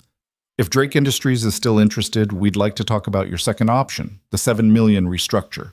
We want to save the jobs more than we want the money. Please call me." Adrian forwarded it to Evelyn with a note. "This is why I can't decide what to do with my life, because sometimes the work matters beyond the numbers." Her response came 5 minutes later. "Conference room, 9 a.m. Let's figure out if we can actually save this thing." They spent 6 hours that day building a restructure plan for Palmer Industrial. Brought in operations consultants, equipment specialists, manufacturing experts. By evening, they had something that looked almost feasible. $7 million purchase price, $2 million equipment upgrade over 18 months, restructured management with performance benchmarks. Keep the workforce intact but implement efficiency protocols. It would lose money for 3 years. Might break even in year 4. Had maybe a 60% chance of success. This is insane, Diane Park said. We're buying a dying company and spending millions to keep it on life support. We're preserving 63 jobs and honoring a family's legacy, Evelyn corrected. Sometimes that's worth the risk. Since when? Marcus would have asked if he'd still been there, but he wasn't, and the question hung unspoken. Evelyn looked at Adrian. This was your analysis, your recommendation. Do you believe we can make this work? Adrian thought about Robert Palmer's email. About 63 people who'd spent years watching their company die slowly, powerless to stop it. About the difference between profit optimization and doing something that mattered. Yeah, he said, I think we can. Then we're doing it. Evelyn stood. Diane, draft the offer. Adrian, your project lead on the restructure. Congratulations. You just inherited your first turnaround. Walking home that night, Adrian called Kovac. Professor, it's Adrian, about that research position. Yes? I need more time to decide. Maybe a lot more time. I have something I need to see through here first. There was a pause, then, good. People who make big decisions quickly usually regret them. Call me when you know what you want. Thank you for understanding. I understand ambition and obligation aren't always aligned. Take your time. Adrian hung up and kept walking. Somewhere in the distance, Manhattan hummed with the noise of people becoming who they needed to be. He wasn't sure yet who that was for him, but for the first time in 5 years, he had the luxury of figuring it out. The Palmer industrial deal closed on a Tuesday in late April. Adrian drove to Ohio with Evelyn and Diane Park. 3 hours through landscape that shifted from urban sprawl to farmland to industrial decay. The factory sat on the outskirts of a town called Millerton, population 8,000, the kind of place where the biggest employer closing meant the whole community died with it. Robert Palmer met them in the parking lot. Gray hair, worn hands, eyes that had seen too many things break. He shook Adrian's hand first, which seemed to surprise everyone, including Adrian. You're the one who wrote the analysis, Robert said. Not a question. Yes, sir. Hardest thing I ever read. Also the most honest. Robert gestured toward the factory. Come on, I'll show you what you bought. The facility was worse than the number suggested. Equipment that looked like museum pieces, floor surfaces cracked and stained, lighting that barely qualified as functional. But the workers, Adrian counted 43 on the floor, others presumably in offices, moved with the practiced efficiency of people who knew their jobs despite inadequate tools. Most of these folks have been here 15-20 years, Robert said, walking them through the production line. They've watched this place decline, watched us cut corners to stay alive. They stayed anyway because this is what they know and because we're family. He stopped at a massive transmission assembly station. That's Jerry Kowalski, been running this station for 18 years. His father ran it before him. You tell Jerry you're shutting down, you're not just ending a job. You're ending a legacy. Adrian watched Jerry work. Precise movements, no wasted motion, the kind of expertise that came from repetition and care. We're not shutting down. That's why we're here. So you keep saying, Robert's skepticism was earned. But I've seen companies make promises before. What makes you different? Honestly? Nothing yet, Evelyn said. We're different if we follow through. If we invest the capital we promised, upgrade the equipment, restructure operations, and give your people the tools to succeed. Talk is cheap. We'll prove it with action. Robert studied her for a long moment. Fair enough. What do you need from me? Cooperation, transparency, and patience while we figure out how to turn this around without destroying what made it worth saving. They spent the rest of the day meeting with workers, touring facilities, cataloging exactly how bad things were. By evening, Adrian had filled 2 notebooks with observations and 36 photos on his phone documenting equipment that should have been replaced a decade ago. This is going to be harder than we thought, Diane said on the drive back. She was reviewing numbers on her tablet, frowning. The $2 million equipment budget might be optimistic. Some of this machinery isn't just old, it's dangerous. OSHA would shut us down if they saw half of it. Then we allocate more, Evelyn said from the driver's seat. We knew this was a money pit going in. Let's just make sure it's a productive money pit. Adrian stared out the window at Ohio darkness rushing past. Robert Palmer asked me something today. He said, "You're doing this for 63 jobs, but you could create 63 jobs anywhere. Why save these specific ones?" I didn't have a good answer. What did you tell him? Evelyn asked. That some things are worth saving not because they're profitable, but because letting them die says something about who we are. Adrian laughed without humor. Pretty sure he thought I was full of shit. Were you? I don't know. Maybe. He closed his notebook. Or maybe I just wanted to prove that a company can make choices based on something besides spreadsheets. That's dangerously idealistic, Diane said. Yeah, well, 3 months ago I was cleaning toilets. Idealism is all I've got. They drove in silence for a while. Then Evelyn said quietly, "For what it's worth, I think you gave Robert the right answer, even if he didn't believe it." Back in New York, the real work started. Adrian spent May and June commuting to Ohio twice a week, working with operations consultants to map out a restructure plan that wouldn't destroy morale while fixing inefficiencies. It was exhausting work, long days, longer flights, constant negotiation between what needed to happen and what people could tolerate. The workers resisted everything at first. New protocols felt like criticism. Equipment upgrades meant retraining. Efficiency metrics looked like preparation for layoffs. Adrian spent hours in break rooms and on factory floors, explaining over and over that the goal wasn't to replace them, but to give them tools that actually worked. "You're asking us to trust you," Jerry Kowalski said one afternoon, arms crossed, suspicious, but we've been lied to before. Management always says they're helping right before they start cutting. I know, Adrian said, and I can't prove we're different with words, only with time and follow through. But here's what I can tell you. I'm not management in the way you mean it. 3 months ago, I was a janitor making $12 an hour. I know what it's like to be invisible, to have people make decisions about your life without asking what you think. So I'm asking, what do you need to make this work? Jerry's suspicion didn't evaporate. Trust wasn't that simple, but it cracked slightly. Better safety equipment. Half these machines don't have proper guards. Tommy Martinez lost 2 fingers last year because a saw blade guard was broken and we couldn't afford replacement. Adrian wrote it down. What else?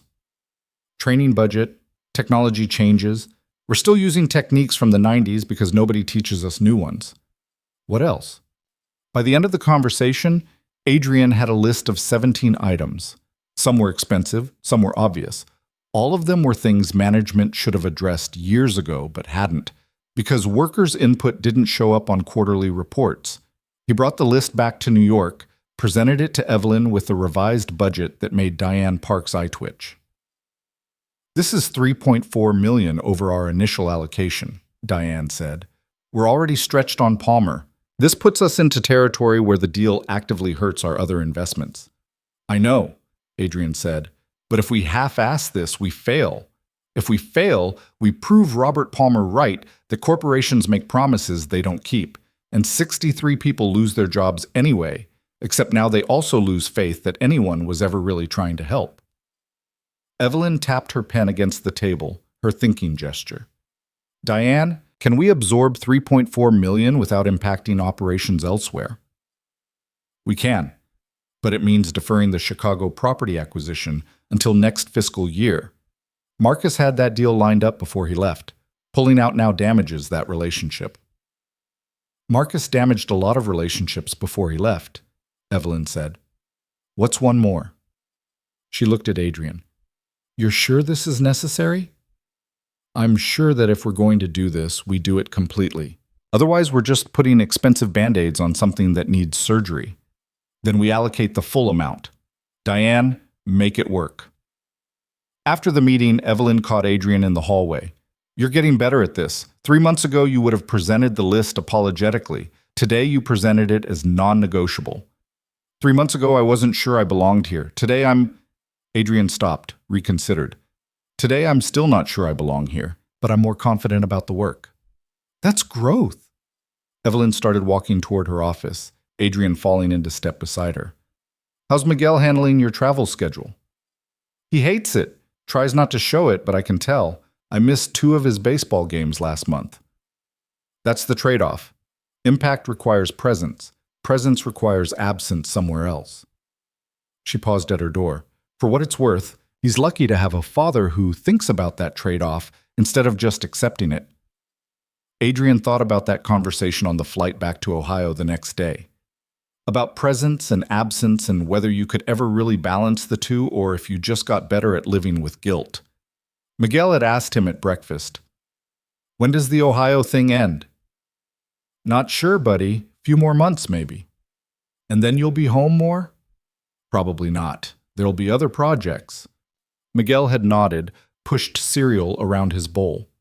"Okay. Mrs. Chen says you're doing important work." "Mrs. Chen talks too much. She says you're helping people keep their jobs. That's good, right?" "Yeah, kid, that's good." "Then I guess it's okay if you're gone sometimes." The conversation had felt like absolution and accusation at once. Miguel understanding but not liking it. Being proud of his father but wishing he was around more. That was parenting in a nutshell. Nobody ever felt like they were doing it right. By July, Palmer Industrial was starting to show signs of transformation. New equipment arrived, CNC machines, updated assembly stations, proper safety guards. Workers went through training programs Adrian had arranged with a technical college in Columbus. Production efficiency increased 12% in 6 weeks. The costs were astronomical. The progress was incremental. But for the first time in years, Robert Palmer looked at his factory and saw something besides slow death. "You're actually doing it," he said to Adrian during a site visit. They stood in front of a new transmission assembly station, watching Jerry Kowalski train 2 younger workers on updated procedures. "I didn't think you would. Thought you'd run the numbers, realize it was impossible, and pull out quietly." "We still might fail," Adrian said. 12% efficiency increase is good, but we need closer to 30% to hit break-even projections. And we're burning through capital faster than projected. "But you're trying. That counts for something." "Does it? If we fail, you still lose the factory. The 63 jobs still disappear. Good intentions don't pay mortgages." Robert smiled slightly. "No, but they're better than bad intentions. And a hell of a lot better than indifference." He gestured at the factory floor. "You see Tommy Martinez over there? The guy who lost fingers last year?" Adrian looked. Young guy, maybe 30, working at a cutting station with proper guards and safety equipment now. Tommy's wife was ready to leave him, Robert continued. Said she couldn't watch him work in a death trap anymore, couldn't raise their daughter, wondering if he'd come home with all his parts. He was about to quit. Then you showed up with safety equipment and training and gave him a reason to believe things might get better. Robert's voice roughened. "That's not nothing, Adrian. Even if this whole thing collapses tomorrow, you gave Tommy a few months where his wife stopped being terrified. You gave Jerry a reason to teach instead of just survive. That matters." Adrian didn't have a response to that, just nodded and went back to work. August brought a different kind of crisis. One of Drake Industries' major deals, a real estate development in Phoenix that Marcus had sourced before his departure, started showing stress fractures. The developer was missing payments, making excuses, exhibiting all the warning signs Adrian had learned to recognize. He spent a week analyzing the Phoenix project, pulling permits, reviewing construction timelines, talking to contractors. What he found made the Romanian contract look subtle by comparison. The developer was running a shell game, taking Drake's investment capital, using it to pay off debts on other projects, then using revenue from those projects to make just enough payments on Phoenix to avoid immediate red flags. The actual Phoenix development was months behind schedule and millions over budget. If it collapsed, and Adrian gave it 6 months at most, Drake Industries would lose their entire $32 million investment. Adrian presented his findings to Evelyn on a Friday afternoon in mid-August. She listened in silence, face unreadable. $32 million, she said finally. That's not a rounding error. That's significant capital. I know. And my recommendation is we pull out now, cut our losses while we can still recover partial investment. Every month we wait, the developer digs a deeper hole. Marcus vetted this deal personally, swore it was solid. Marcus was either incompetent or compromised, maybe both. Adrian pulled up a document on his laptop. Look at this payment schedule. The developer was making deposits to a consulting company called Red Canyon Solutions. Guess who owns Red Canyon? Marcus. Marcus's brother-in-law, who has no consulting experience but was somehow billing $18,000 a month for strategic advisory services. Adrian closed the laptop. Marcus wasn't just bad at vetting deals. He was profiting from them under the table. Evelyn stood, walked to her window, that familiar gesture. Manhattan glittered beneath them, oblivious to corporate fraud. We fire Marcus, suspend him, investigate him, and his corruption just keeps revealing new layers. It's like peeling a rotting onion.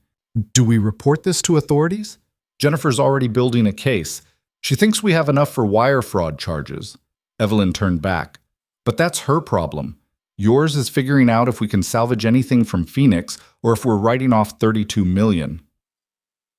Adrian had spent days on exactly that question. Partial salvage is possible.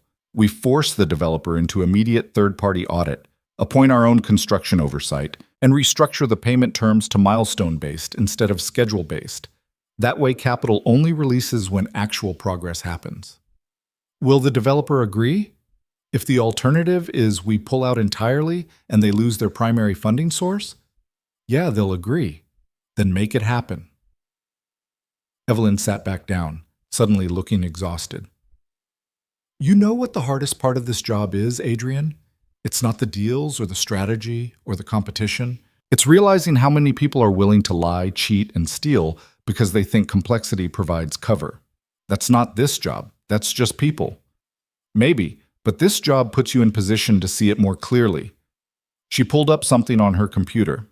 I'm promoting you. Senior Director of Strategic Analysis and Risk Assessment. 30% salary increase. Team of 3 analysts reporting to you. Expanded authority to investigate deals without my explicit approval for each one. Adrian blinked. Are you sure? I've only been here 5 months. And in 5 months, you've prevented 3 catastrophic deals, saved 1 dying factory, and uncovered fraud that could have cost us 8 figures if it continued. Yes, I'm sure. Evelyn smiled slightly. You've earned this, Adrian. Stop being surprised when people recognize it. The promotion became official the following Monday. Adrian got a bigger office, still not obscene like Marcus's had been, but noticeably better. And he got a team, 2 recent MBAs from decent programs and 1 analyst poached from a competitor who specialized in construction deals. Managing people was different than managing analysis. Adrian had to learn how to delegate, how to review work without micromanaging, how to balance his own instincts with trusting his team's capabilities. He was mediocre at it initially, too controlling, too detailed, too quick to second guess. His team told him so during their first month-end review.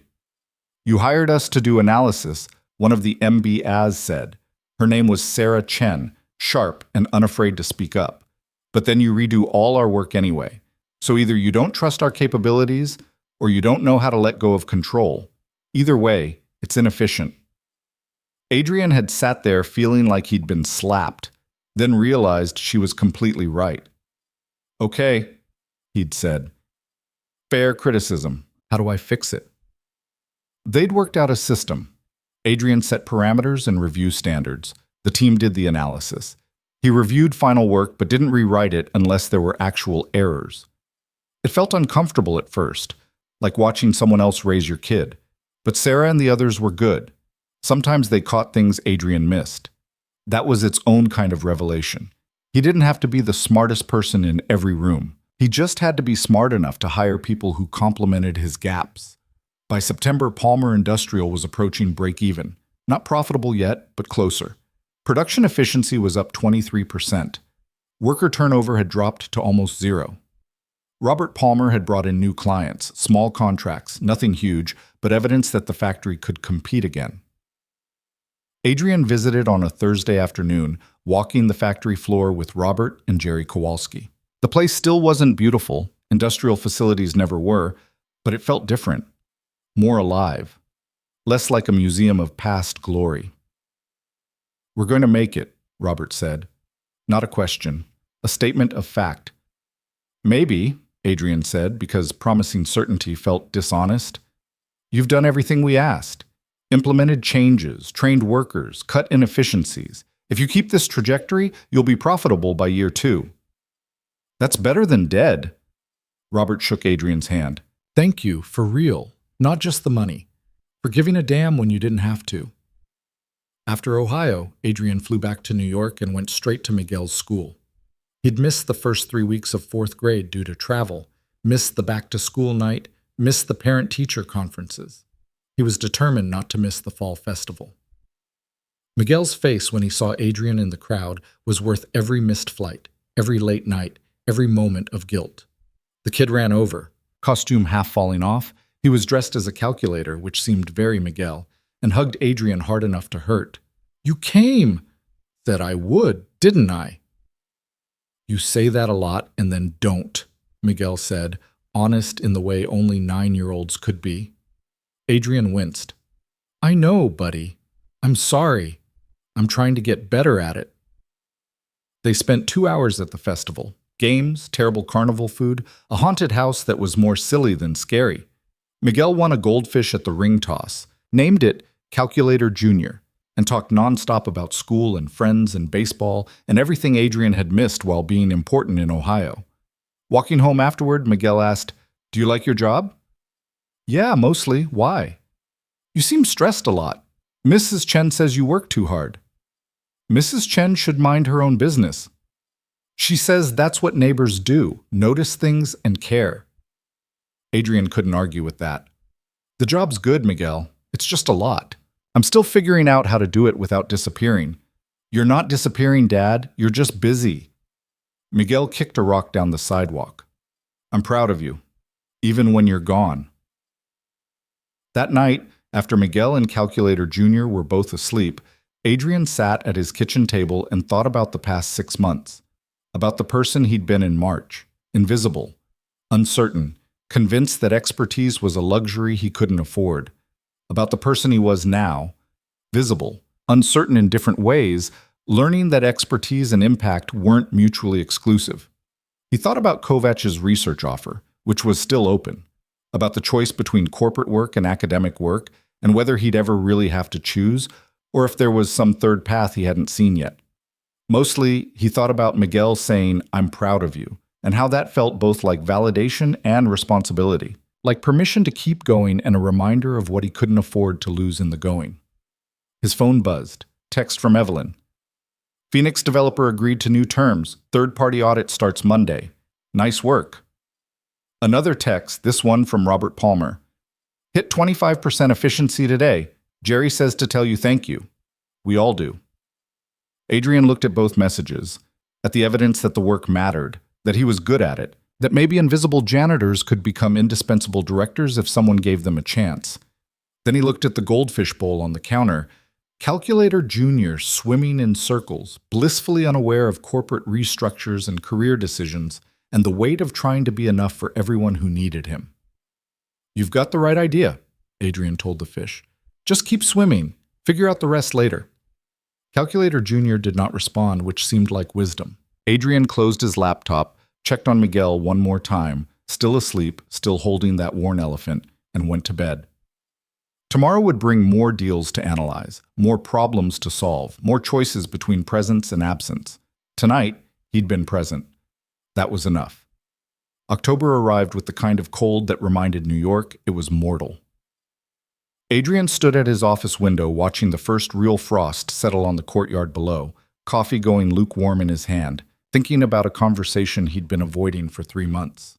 Professor Kovach had called twice in the past week, left voicemails that were polite but persistent. The research position was still available. The grant funding was approved. All Adrian had to do was say yes. He hadn't returned either call. The knock on his door was Patricia. "Ms. Drake wants to see you. Conference room 2. "Now?" 5 minutes ago, actually. She's with the board." That was unusual. Adrian grabbed his tablet and headed down the hall. mentally cataloging what could possibly require board-level discussion on a Tuesday morning. Palmer was performing well. Phoenix was stabilizing. The team had vetted 4 potential deals in the past month, recommended 3, all looking solid. The conference room held more expensive suits than Adrian had seen since his first day.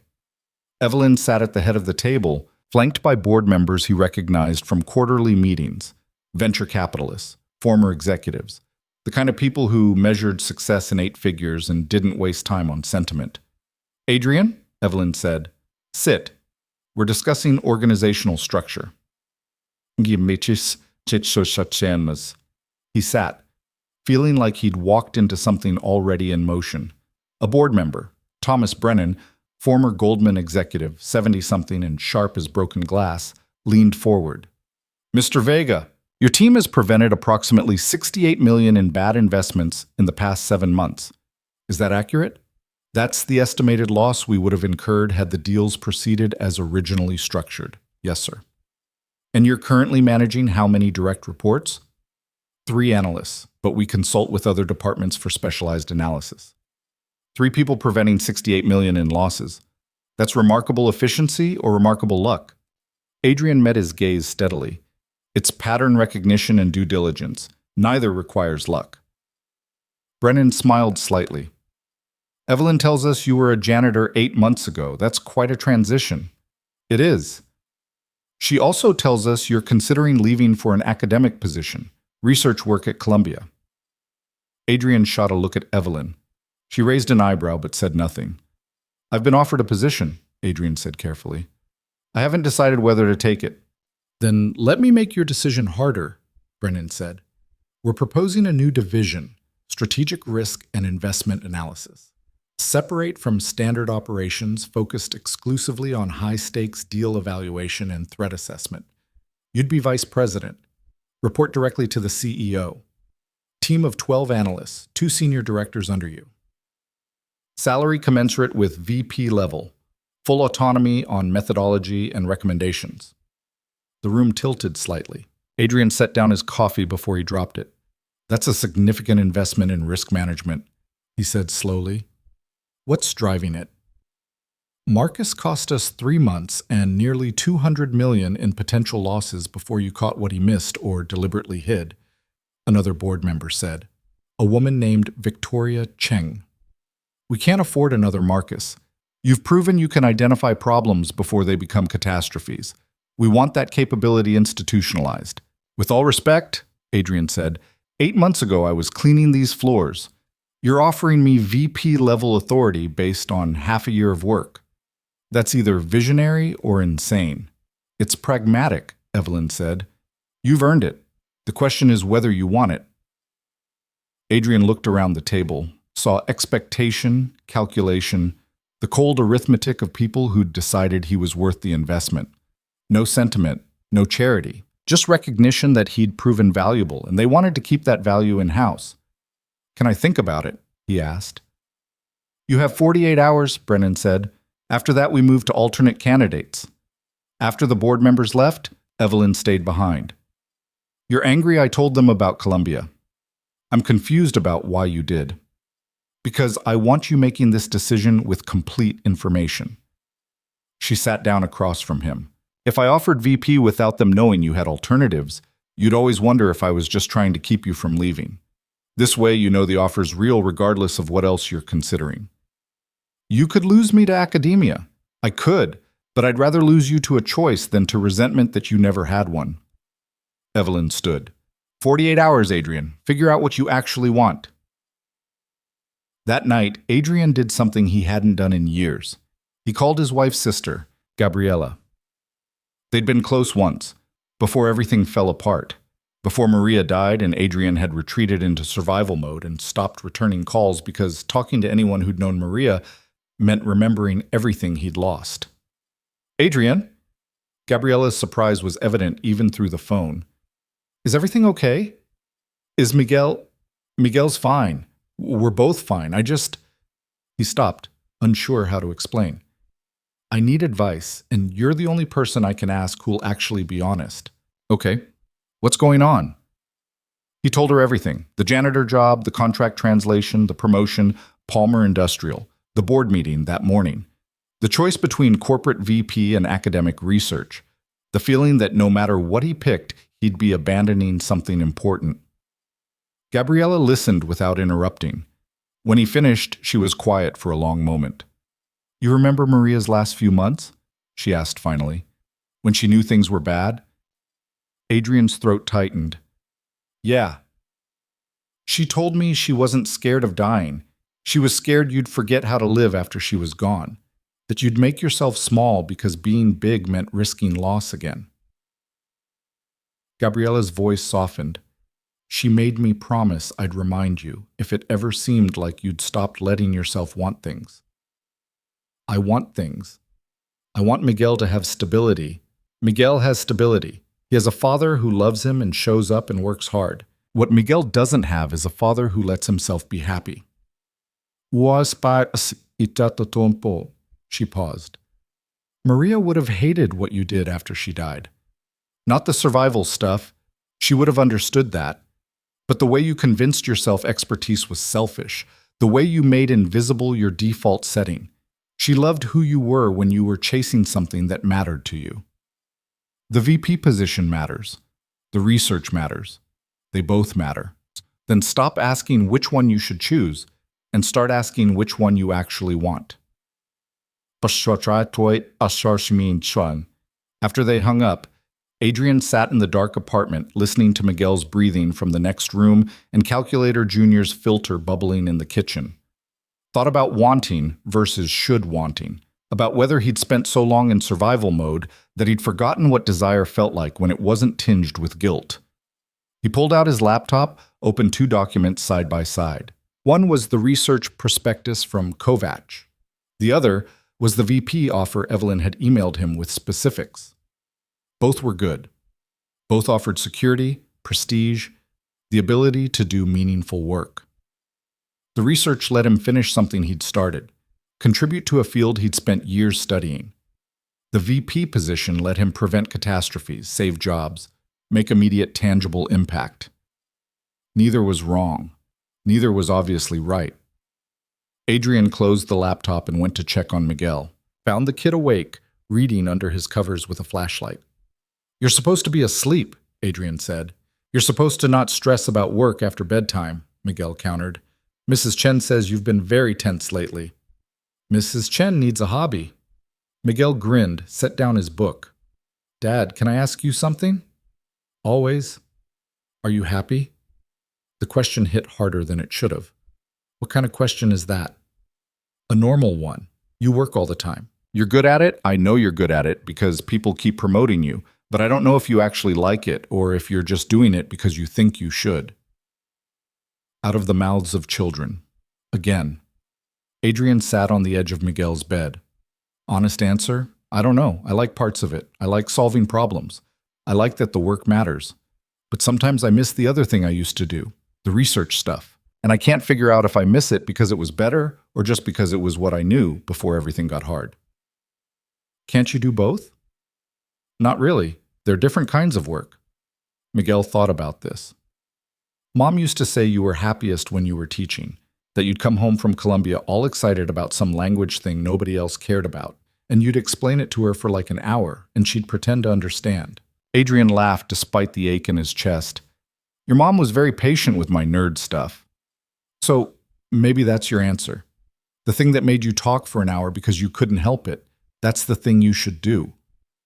"When did you get so wise?" "I'm 9. We know everything." Miguel yawned. "But seriously, Dad, you don't have to keep picking the hard thing just because you think it's more responsible. You're allowed to pick the thing that makes you want to talk for an hour." Adrian kissed his forehead. "Go to sleep, kid." "Are you going to?" "Eventually." But sleep didn't come easy.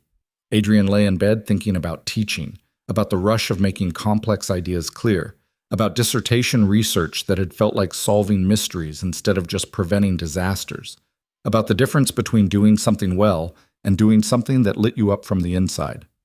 Wednesday morning, he called Kovac. "Professor, it's Adrian Vega.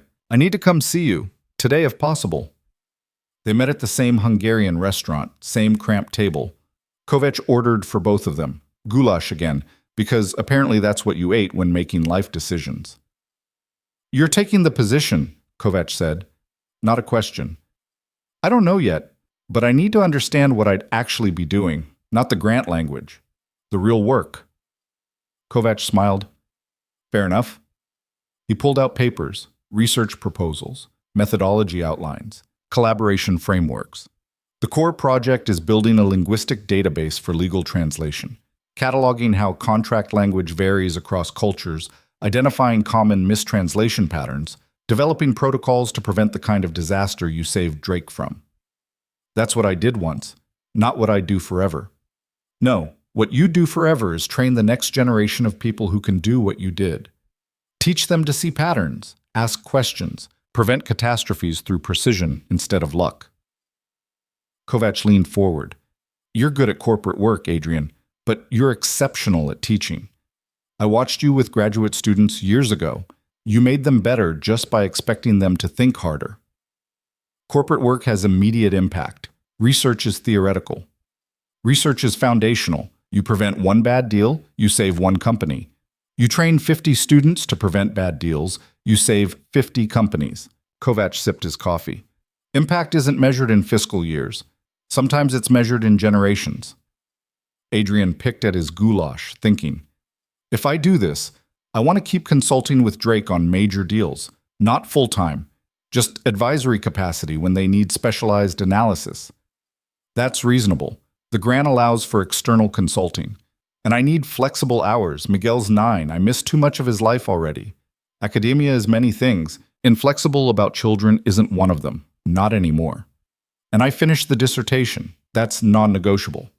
Kovac grinned. Finally. Yes, you finished the dissertation. 3 years overdue, but we'll forgive it given the circumstances. They worked out details over lunch, start date, teaching load, research expectations. By the time Adrian left, he had a contract to review and a decision that felt less impossible.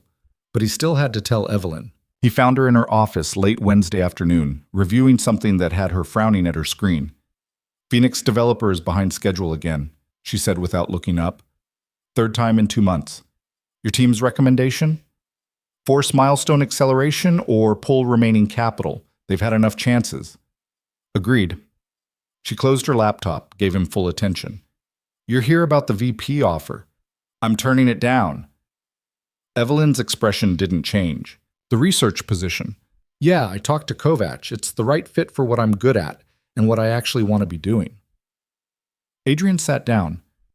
But I want to propose something. Keep me on as a consultant, 20 hours a month maybe, major deals only. The stuff where linguistic analysis or cross-cultural contract evaluation could prevent disasters. I'd stay connected to the work without sacrificing what matters to me elsewhere. You're asking to have it both ways. I'm asking to contribute in a way that uses my actual expertise instead of pretending I'm a corporate executive. I'm good at analysis. I'm not good at managing 12 people and navigating board politics.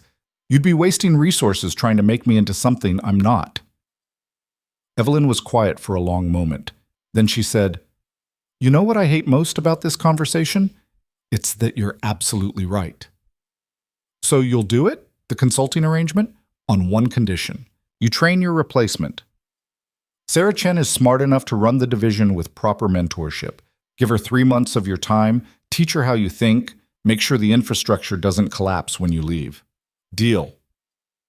They shook hands. No drama. No recriminations. Just mutual recognition that sometimes the best way to keep someone's value was letting them define what that value looked like. Adrian, Evelyn said as he stood to leave, for what it's worth, I think you're making the right choice. Not for Drake Industries. For you. Thanks. That actually helps. Telling Miguel was easier. The kid whooped when Adrian explained he'd be teaching at Columbia, home more often, around for baseball games and school plays, and all the small moments that added up to presents. Does this mean you'll stop being so stressed?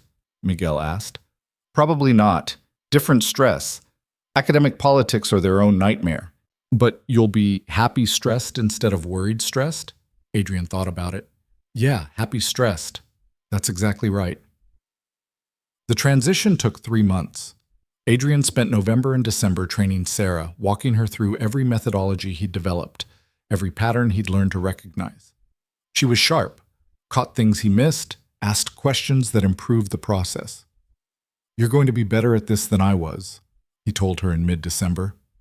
"Different, not better. You see deals like language problems. I see them like math problems. Both work." Palmer Industrial hit profitability in January, 18 months after acquisition. Not massive profit, they cleared $42,000 in the first quarter, but profit nonetheless.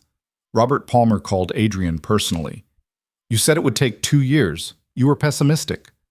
"I'm still not declaring victory. One profitable quarter doesn't mean sustained success." "Let me have this, Adrian. We're not dying anymore. That's worth celebrating." "Fair enough." Adrian raised a glass of cheap wine that night, toasting 63 jobs he'd helped save and a factory that would outlive everyone who'd tried to kill it. He started at Columbia in February. First day back felt surreal, walking halls he'd walked a decade ago, except now as faculty instead of a desperate doctoral candidate.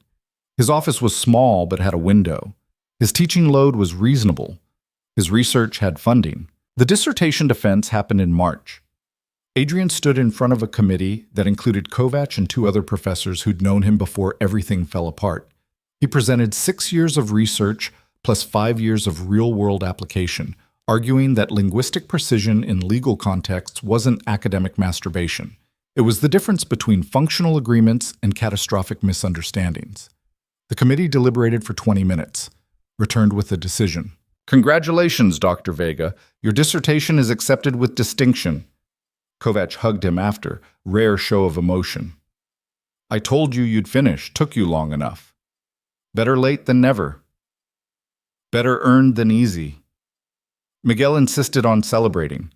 They went to the Natural History Museum again, tradition apparently, and spent hours looking at dinosaur bones while Adrian tried to explain what a doctorate meant. "So you're a doctor, but you don't help sick people?" Miguel asked. "I'm a doctor of philosophy. It means I did really hard research about language." "That's weird." "Yeah, kid, it really is." In April, Drake Industries closed on a major deal in Singapore. Evelyn called Adrian, asked him to review the contract, old habits. He found 3 problematic clauses that would have cost them $18 million in unforeseen tax liability. Fixed them in a weekend consultation.